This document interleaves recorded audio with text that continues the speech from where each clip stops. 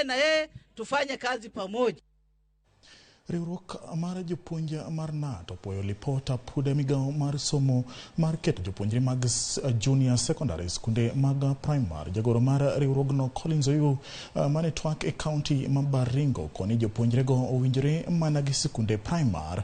Kata kamano koni migao mar somo ne odwa rokni gi keto itim kit somo mar CBC. Aput mane oyier kod jatend piny ne oketo ripot gi ayanga juma ma okalo, moko kama oting'o golo nying mar secondary skunde mag junior kod senior secondary.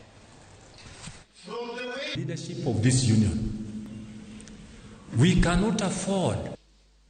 CBC now has grade 7, grade 8 and 9 domiciled in primary schools under one head. Solidarity. Solidarity. At the same time, we cannot afford to categorize schools anymore.